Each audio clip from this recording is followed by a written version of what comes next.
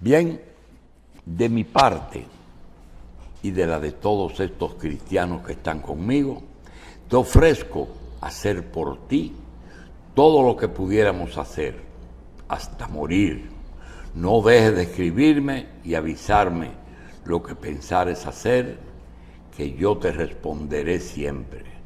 Que el grande Alá nos ha dado un cristiano cautivo que sabe hablar y escribir tu lengua.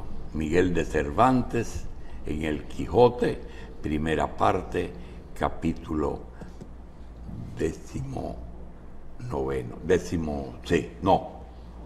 40. Historia de un cautivo. Háblanos del autor de eso, que fue esclavizado en Argelia. Cervantes, como es conocido, ¿no?, peleando contra los turcos,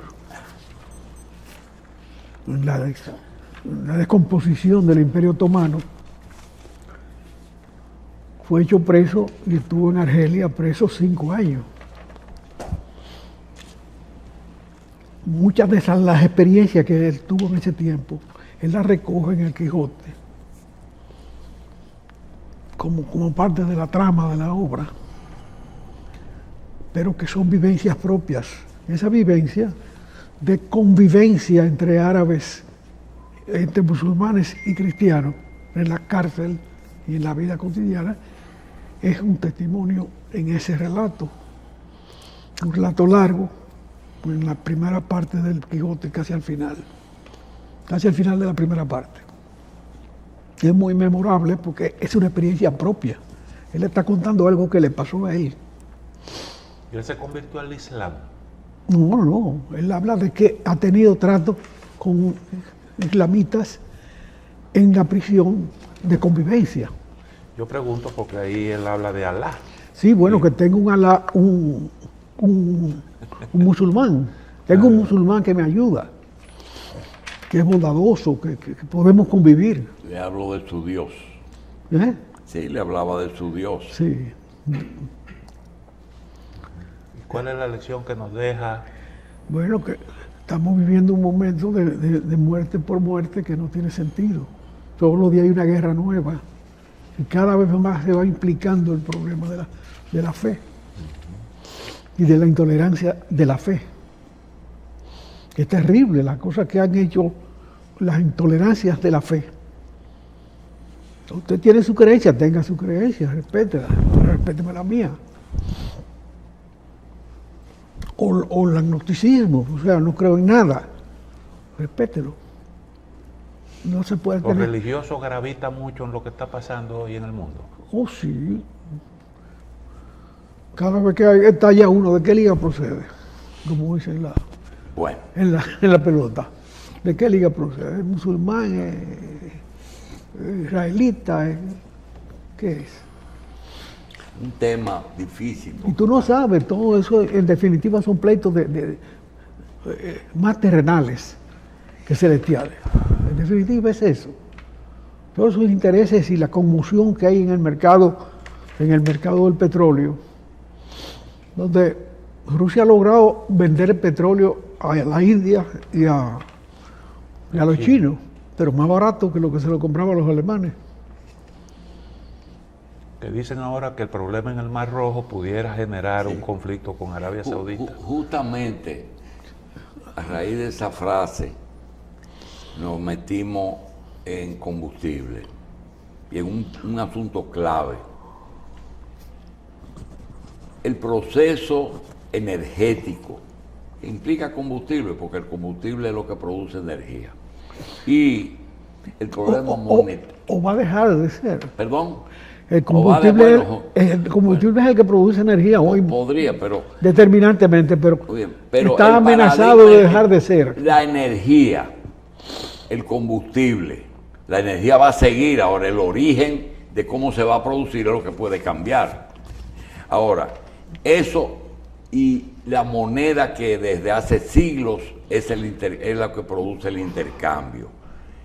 Esas dos cosas condiciona el intercambio. esos dos elementos, dos procesos simultáneos que están ocurriendo. Primero, están ocurriendo están detenidos, están en proceso, se va a terminar o se espera que eso cambie radicalmente, esos dos elementos.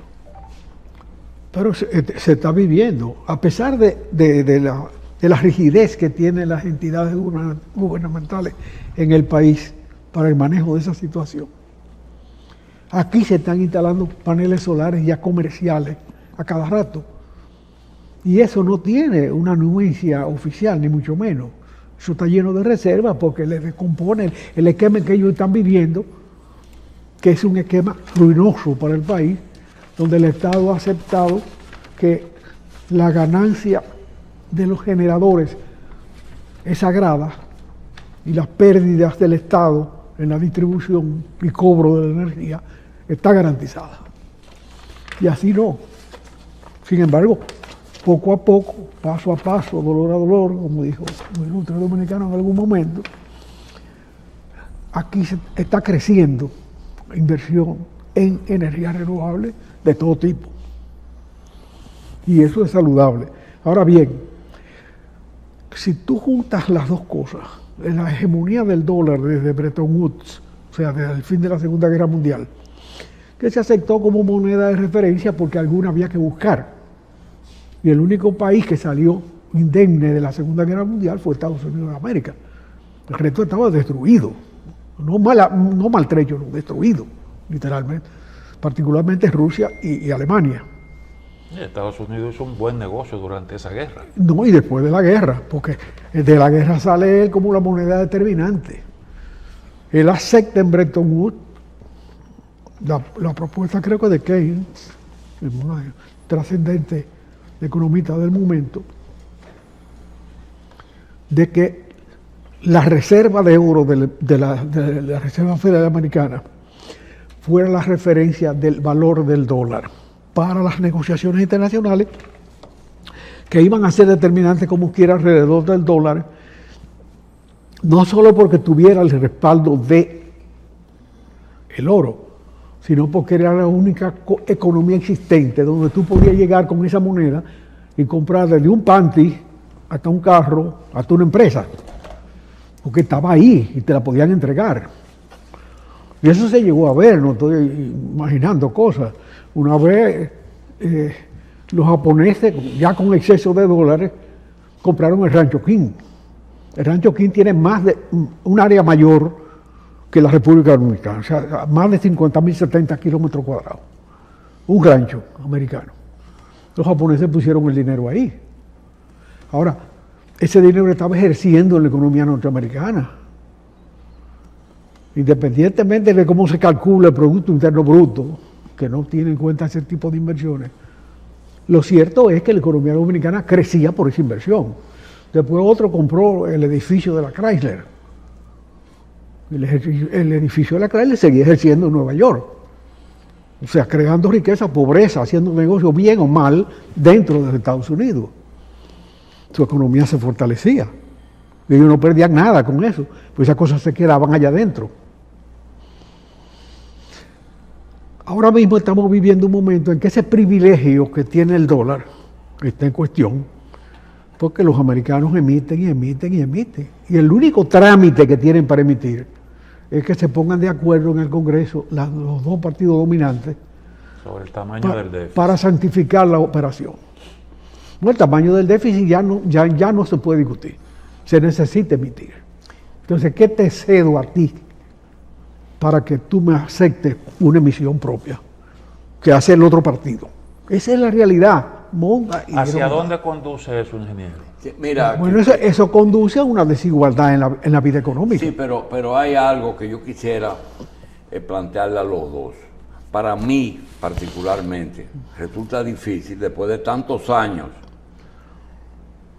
trabajando 4 horas diarias y tratando de analizarnos, de presentar situaciones que se han ido presentando en estos 40 años y ver con la facilidad que José Israel coge un tema y lo desarrolla. A veces me siento un poquito hasta medio acomplejadito porque digo, caramba, ¿cómo es posible que José pueda hablarte a ti de energía renovable, de hacia dónde va el futuro, o en el caso de la moneda?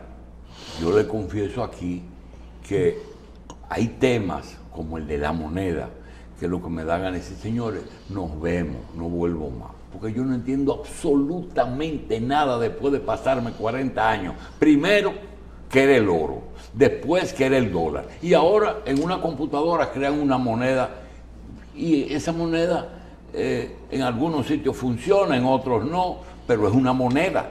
Pero hay una esencia de eso. Sí, pero hay una esencia de eso. Tiene que haber una esencia.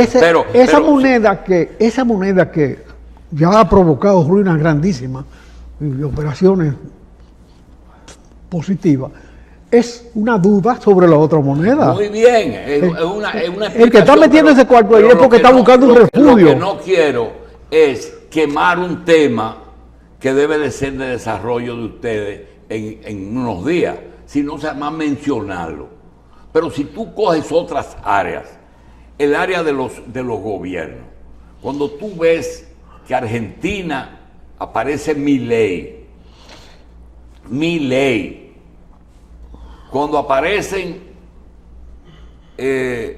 fuerzas de poder que crecen en algunos países como las bandas de Haití, las bandas de Ecuador, el ISI en Medio Oriente, y tú dices, ¿de dónde viene eso? Dice, eso lo crea el imperio, lo que es el imperio, y así es que vamos. Hoy, una propuesta de José se está yendo a pique. Dice, la solución de Haití es desarrollar la frontera. Señores, cerraron hoy la industria.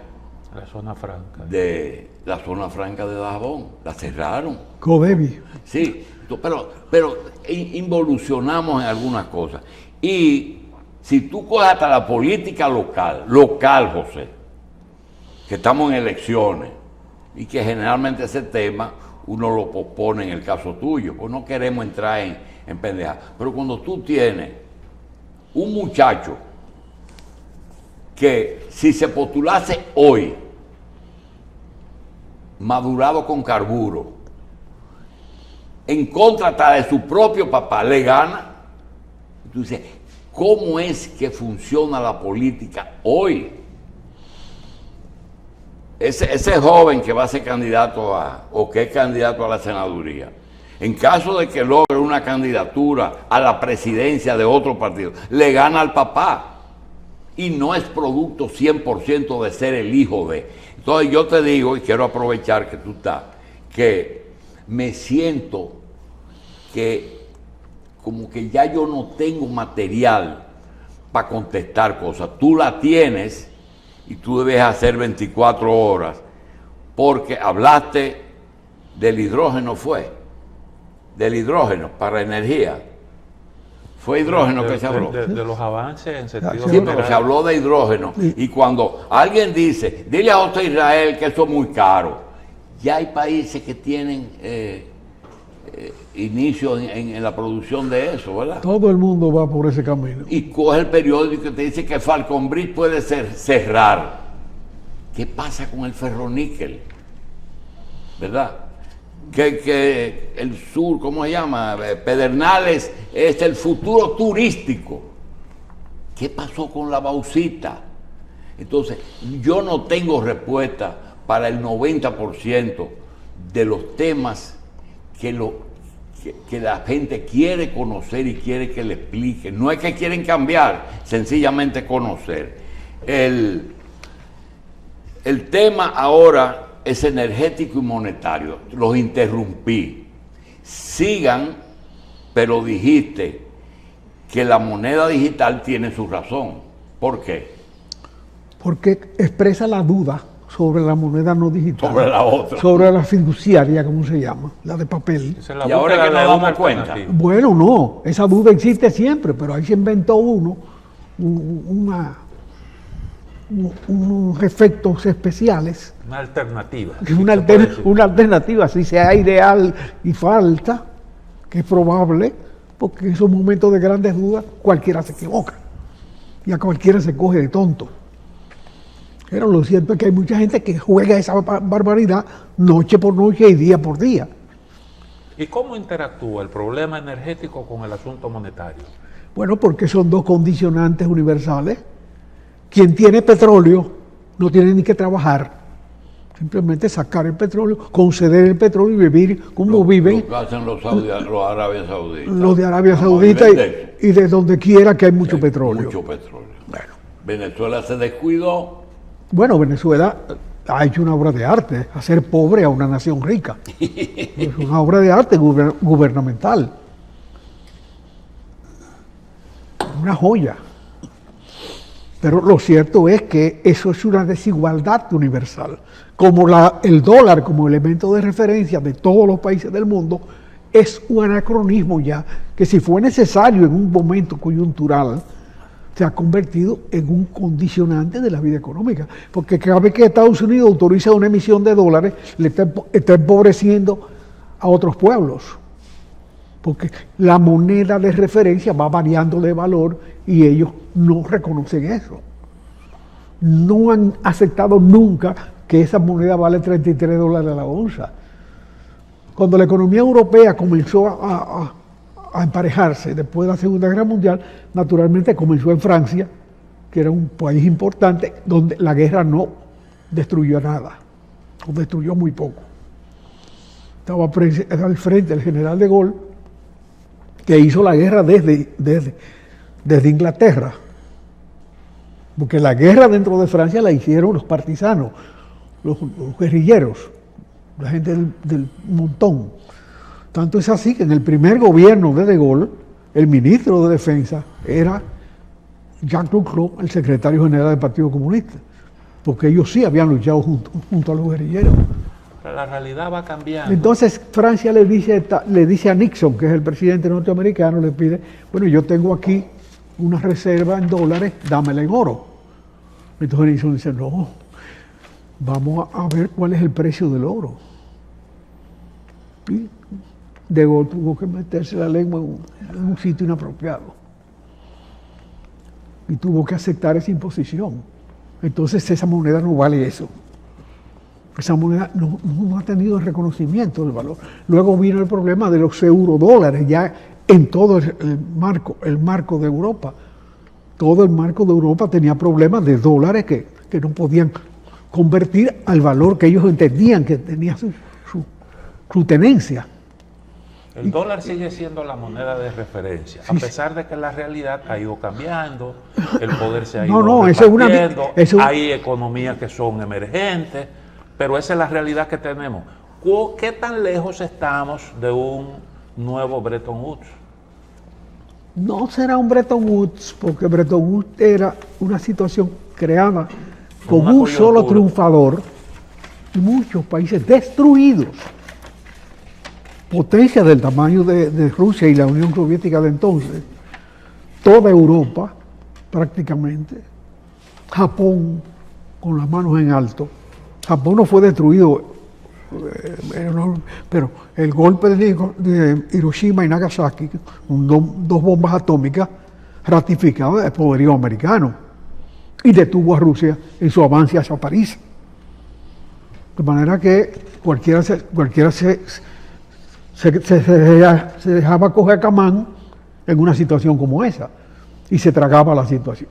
Pero eso ha significado una concentración de la riqueza en Estados Unidos. Yo podría hacer una exhortación de aquí que no me van a dar crédito ninguno ni me interesa, pero es lo que pienso del asunto.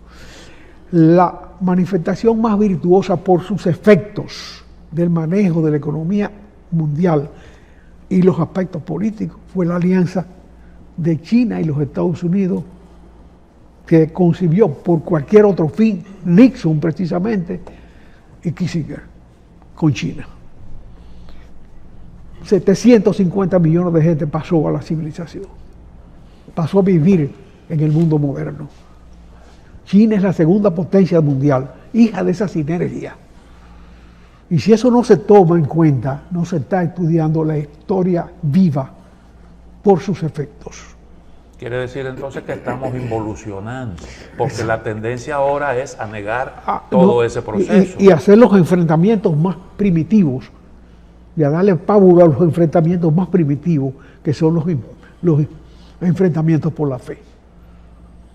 Toda esa barbaridad que está pasando en Israel y Hamas, en Gaza, es un enfrentamiento por la fe. Y eso no es posible, eso es un problema privado de cada quien. ¿O no será parte de eso, de ese proceso que busca revertir todo lo que veníamos impulsando durante todos estos años después de la caída de la Unión Soviética? Pero fíjate que la caída de la Unión Soviética no tuvo los efectos que tiene la ruptura de China con Estados Unidos. Claro, porque la Unión Soviética nunca tuvo el tamaño que tiene China hoy. Ni pero ese tamaño con el mercado. Ese tamaño se hizo con una alianza que podría tener los fines que fuera. Para mí tenía fines perversos, era descomponer la relación pero tuvo ese efecto entre China y Rusia. Pero tuvo ese efecto. Pero los resultados fueron otros. Esa sinergia dio un paso de avance en la humanidad que debe llenar de satisfacción a todo el que se preocupa por el desarrollo versus el subdesarrollo. Que en manos de una moneda cuyo dominio lo tiene una sola potencia, no ha resuelto nada. Yo creo que la moneda, ya ustedes han hablado suficiente, le quiero no pedir excusa porque voy a dañar un poquito el tiempo de la agenda, pero tampoco puedo desperdiciar, primero 26 de enero, Día de Duarte, segundo, tener el privilegio de tener a José Israel Cuello en un programa con tiempo para que nos dé una opinión sobre un tema que se ha estado tratando casi como tema único esta semana que ocurrió. José Israel Cuello lleva en su cuerpo marcas de torturas que le hicieran no le gusta hablar de eso, porque lo que él hizo no lo hizo a cambio de nada. Por tanto, hablar de ello implica pasar recibo, y él nunca lo ha hecho. Sin embargo, se está discutiendo una ley que yo creo que puede ser institucional. Podría justificarse hasta como necesaria, pero en el caso de nosotros los dominicanos, con la similitud que tiene ese organismo con lo que era el DNI, que no es comparable, pero lo que fue con el SIN, solamente eso, yo quiero decir algo y quiero que él me lo corrija. Todo lo que sea restricción de libertad, o que se parezca a ello, aunque no sea restricción de libertad, aunque se caiga en el libertinaje, hay que haber vivido parte de la era de Trujillo para saber que los dominicanos no se le debe poner ninguna restricción a lo que sea libertad, ni siquiera por sospecha. Mucha gente no entiende porque 54, 55, 60 años de haber pasado en la que, señores, decir cómo está la cosa y que el otro diga la cosa no está buena, era un delito suficiente para torturarte. Eso pasó aquí. Familias que se denunciaron. Yo quiero que tú solamente me digas, ¿es el momento adecuado para hablar de servicios de inteligencia en este país en este momento? Siempre se puede hablar de todos los temas, pero lo que no se puede es trivializar el tema, ningún tema. Y eso fue un acto trivial. Fíjate, esa ley la promulgó el Consejo de Estado ya con Bonelli. La libertad de expresión y difusión del pensamiento, la que hizo Austin Currie en el Consejo de Estado. Sí. Esa ley no ha tenido modificación nunca. Más nunca. Aunque las entidades que soportan sí la hayan tenido, sobre todo por la acción de sus directivos. ¿Y esa ley cuando se hizo fue para subsanar lo que pasó o se merecía mantenerse intacta hasta hoy, en 60 años después? Ha sido una negligencia. Han pasado gobiernos pero de todo tono. Claro, toda ley debe modificarse cuando es necesario y cómo es necesario. Entonces eso estuvo abandonado ahí y ahora han pasado un proyecto que no se discutió, que se trivializó en un cierre de las etapas en que se divide la acción legislativa. Una negligencia del Congreso Nacional en su conjunto, que la zancochó, como eso no es nada, es un problema del DNI. Bueno, el DNI se lo inventaron entonces porque se dieron cuenta que no se podía vivir sin un sistema informativo del Estado organizado. Ese fue un esfuerzo de institucionalización. Hay un momento en que no había mucha madurez para hacer esas cosas, pero fue un esfuerzo de ese tipo. Que sus resultados no han sido buenos, evidentemente no han sido buenos, había un problema de seguridad de todo tipo, y ahora acentúan el tema en la seguridad social, económica, financiera y otros aspectos, en una propuesta que las entidades legislativas o las entidades legislativas trivializaron. Es eso. Entonces hay que recoger lo trivial. ¿Qué significa trivializar? O sea, cogerlo a la ligera. ¿Y cómo se expresa eso en la ley, ingeniero? Bueno, en la aprobación de tantas cosas que no tienen sentido. ¿Cómo es posible que usted le ponga como obligación legal el chivateo a las entidades financieras? Eso no es su función. Las entidades financieras son financieras. La seguridad nacional es otra cosa. Eso es tarea de la seguridad nacional. Y es muy delicado en un país que sufrió una dictadura tan terrible y tantos espasmos en el mismo sentido, tú legislar al respecto de cosas que no tienen que pasar por problemas legislativos. Pero hay cosas que se hacen cumpliendo determinados requisitos. Por ejemplo, yo puedo intervenir un número telefónico, lo único que necesito es la autorización de un juez. Pero se reconoce en la ley que eso puede ser conveniente por motivo de seguridad en un momento determinado.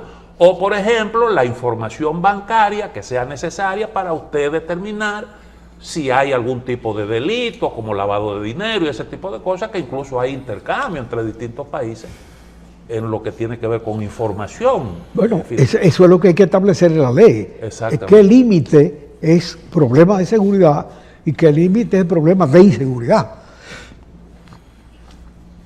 Porque la ley nada más tiene una raya válida, la que le conviene a todos, a las partes. Claro. Lo que es seguridad para unos e inseguridad para otros. Hay operaciones. Pero darle atribuciones a un organismo de algunas atribuciones que la tienen otros. La superintendencia tiene atribuciones, el Banco Central tiene un servicio de inteligencia.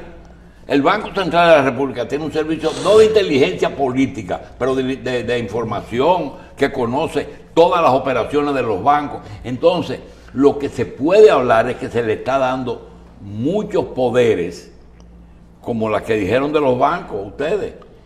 Es decir, algo que es una información sobre una cuenta de alguien. Eso no hay que tiene que ser el DNI. Lavado es una imposición de ustedes saben quién. Entonces, vamos a dejarnos de pendejadas y decir, el origen de esas leyes podría ser legalizar algo que mencionaba ahorita entre las cosas absurdas, como las bandas. Las bandas no surgieron por generación espontánea. Entonces, eso, tú dices que se trivializó, es decir, el debate y la aprobación. Sí. Todos los diputados y senadores votaron, todos votaron.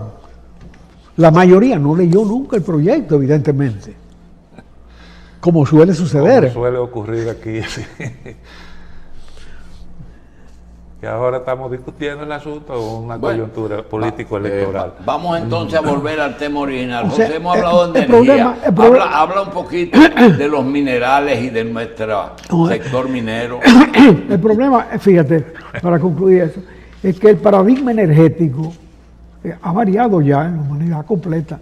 Hay un país en el mundo que ya tiene energía renovable las 24 horas del día, los 7 días a la semana, que es Portugal, con excedentes que vende a España. ¿Cómo pudo hacerlo? Porque se tomó la decisión de hacerlo. Sencillamente, ellos tenían ya una parte de energía renovable y habían hecho una cultura usando el agua en las presas.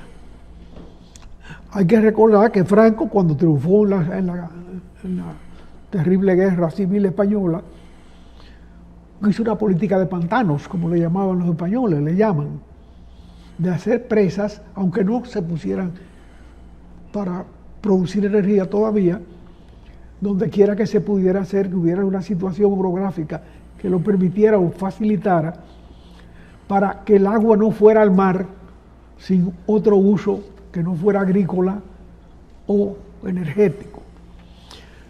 Tanto que se hicieron decenas de pantanos, o sea, de presas, que no producían energía y que fueron entrando poco a poco. O sea, había una visión en ese sentido. Pero hoy, tanto Portugal como España están a la vanguardia del asunto y unidos en el esfuerzo.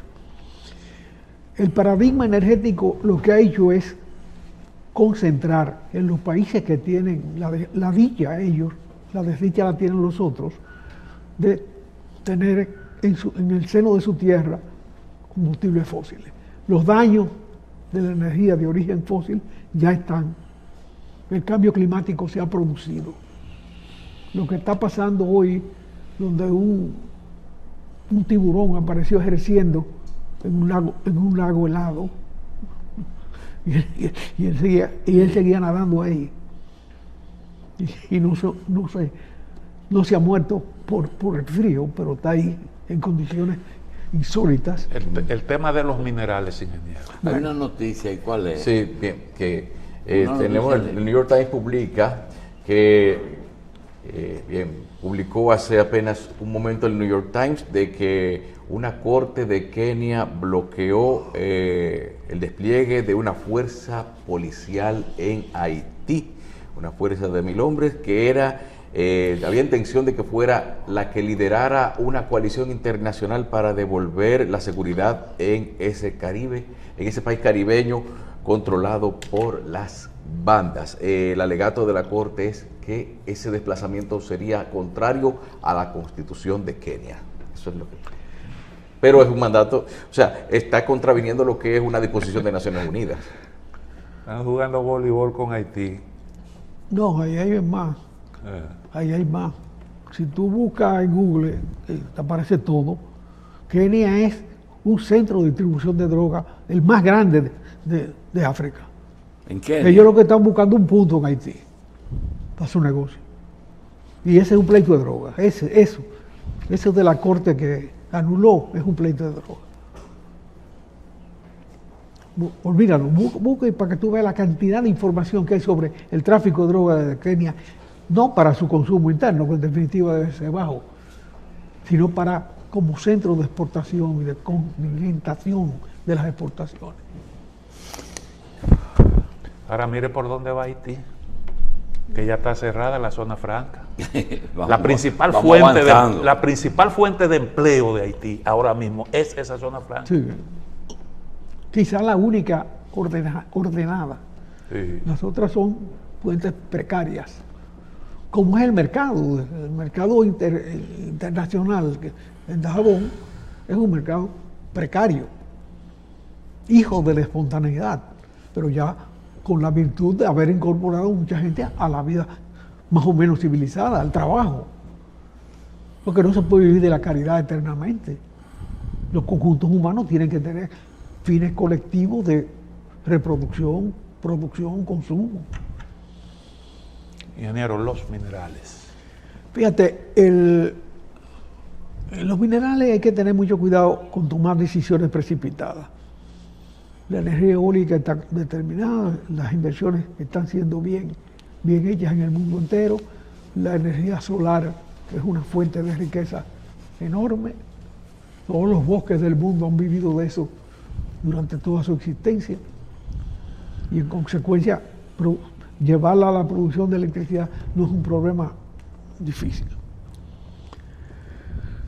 Pero cuando tú ves la cuestión de los minerales, ahora mismo hay un mineral muy controversial, que es el llamado litio.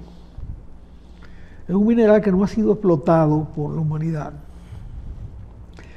porque se caracteriza por tener muy bajo contenido en la masa mineral. Normalmente del 1 al 2% de una explotación donde se supone o se ha establecido que hay litio, es la meta. Bueno, pero con eso se está trabajando y naturalmente tiene un costo más alto que si tuviera un 30%, un 40%. Ahora bien, ese 1% está prácticamente en todos los minerales existentes. En todas las vías minerales. Un 1% de litio es un componente normal de cualquier explotación minera. Aquí hay varias explotaciones mineras paralizadas que no están produciendo nada.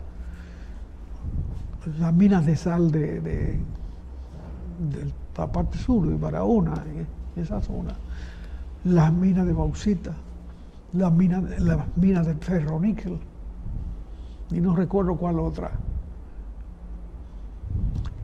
que puede estudiarse, no estoy hablando de aventuras, buscar algún inversionista que quiera hacer el análisis o pedir al Servicio Geológico Norteamericano un servicio de asistencia para fines de establecer el contenido de litio de esas minas abandonadas. Hay otra que no se está explotando, que es la sal potencial en el agua de mar y la hidrólisis correspondiente para separar el oxígeno de los otros componentes del agua de mar. Entre los componentes del agua de mar está el cloruro de sodio, o sea, la sal, que puede tener un contenido más alto del 2%, del 1%, que tiene el litio normalmente, porque es un proceso de concentración de mucho tiempo. De manera que y mediante ese procedimiento pudiéramos tener un litio a un precio más o menos razonable. Bueno, ese es el estudio. Determinar el contenido y los procesos consiguientes para separarlo. Pero sin aventura, ahí no se puede aventurar. Ahí hay que definir un trayecto, establecer un programa de trabajo y avanzar en ese sentido.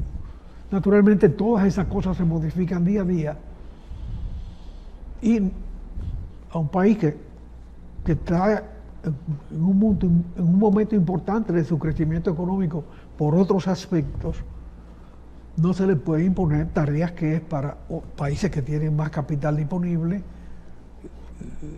posibilidades de inversión.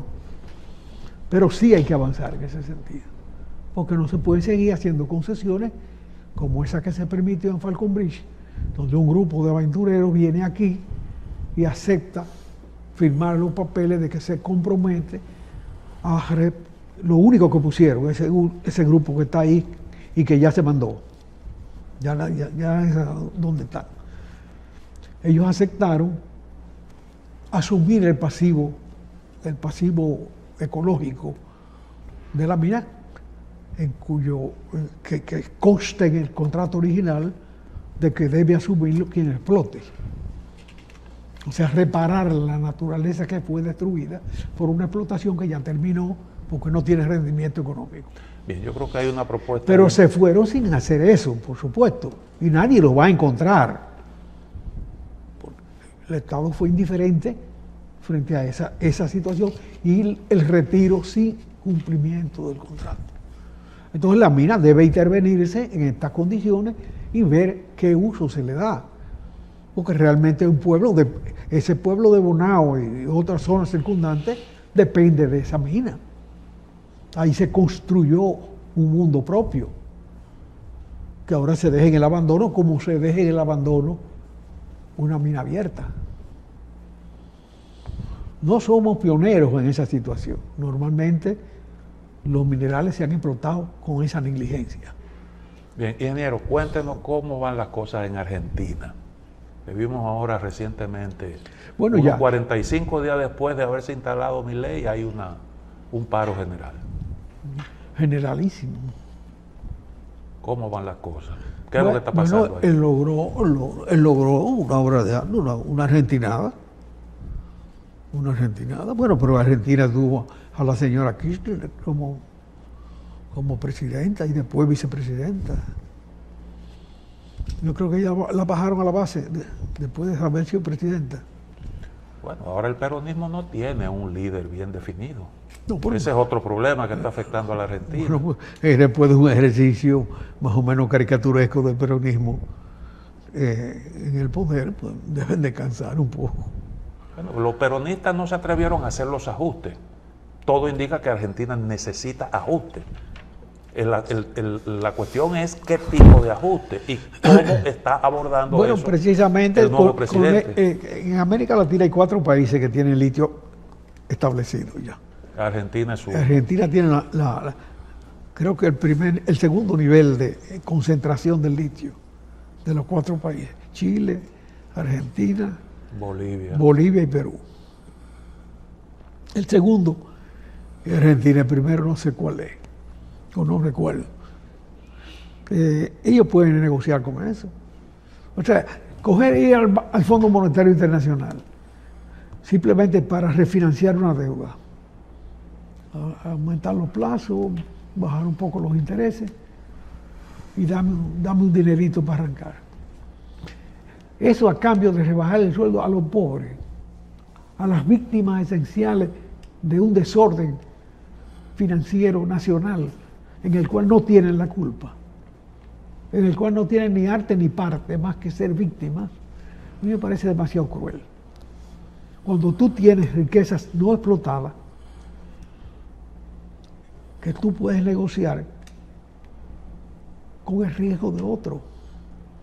Y ahí tú tienes el mismo paquete de dólares que necesitas para... Aquí no le dieron 500 millones de pesos de dólares a un gobierno que va a elecciones para ratificar un contrato por un aeropuerto viejo. Yo creo que un aeropuerto viejo tiene menos seguridad y probablemente más demanda de inversión que una mina abierta. Bueno, Argentina lo que necesita es justamente dinero. Dinero. Porque si tú debes mucho, produces más o ahorras lo necesario para poder cumplir. Sí, pero si tú no tienes capacidad de ahorro porque tienes la economía desorganizada. Lo que tienes que buscar cómo producir más. Buscar el dinero de fuera, pero no. Con el Fondo Monetario lo que te van a imponer condiciones ajenas a tu realidad. Bueno, él renunció a eso y ahí están los resultados. ¿Cómo va a aceptar una población incluso que votó por él? Porque no me cabe la menor duda que votó por él. Pero los candidatos alternativos eran intolerables. Eran los que habían llevado al país hasta esta situación. Él era un crítico permanente, era un bonillita, que los críticos, y se ganó la lógica de él es que él ofreció una cosa y lo que está haciendo fue lo que ofertó y la gente votó por eso. Esa es su lógica. No, la gente votó por una persona distinta, porque los otros estaban quemados. Tenía su propia candidatura. Pero él está gobernando con parte de los otros. Él ha seleccionado. Él pactó con la casta. Pactó con la casta. Ah, bueno. Y tiene que discutir con la casta lo que él está proponiendo. El propio fondo le dice, tienes que abrirte a las negociaciones. Porque no hay de otra. Pero no a las negociaciones políticas, el fondo no se mete en eso. No, para viabilizar sus propuestas tiene que negociarlas porque él no tiene mayoría en el Congreso. Bueno. Que Dios ampare a Argentina. Un país rico, un país culto, un país que fue modelo de posibilidades de desarrollo, al que Samuelson consideraba que iba a ser el Japón, que fue Japón después de la Segunda Guerra Mundial, que era el que tenía las condiciones para hacer lo que hizo Japón. Y Japón estaba destruido como nación, con 2 bombazos, de los cuales cualquiera no se recupera en años. Bueno, hay un tema que se nos queda, ingeniero, pero ya tendremos tiempo, incluso cuando los acontecimientos hayan... Sí, pero, y no nos vamos a pero, morir, pero ¿no? fíjate, esos dos paradigmas, el paradigma energético y el paradigma de la referencia monetaria mundial, par y paso, están en crisis. Y hay que ver las proyecciones que eso tiene en el mundo. Hay que vigilarlas y aprovecharlas. El mundo será distinto, no en meses, pero sí en pocos años, cuando esas cosas que ya entraron en curso de desaparición o de modificación se aprecien, se valoren y se acepten. ¿Cómo va a ser el mundo con una otra elemento de referencia monetaria para las transacciones internacionales? Porque cada país tiene su moneda, que sirve para hablar el lenguaje interno, el lenguaje monetario interno, pero que en el otro externo no se puede dejar la espontaneidad, porque se especula. Y ya bastante madurita está la humanidad como para que no se especule con el valor externo de la moneda, o sea, con la capacidad de compra de lo que tú creas. Bien, gracias. Y por otro lado, en el caso de la energía, ese privilegio que le dio la naturaleza a determinados países se terminó y todo el mundo podrá producir su energía, porque el sol sale para todos y sale todos los días, es puntual. Y por aquí brilla muchísimo. Y por aquí estamos en el trayecto del sol. Sí, exactamente. En el mismo trayecto del sol. Gracias, ingeniero. Vamos a una pausa.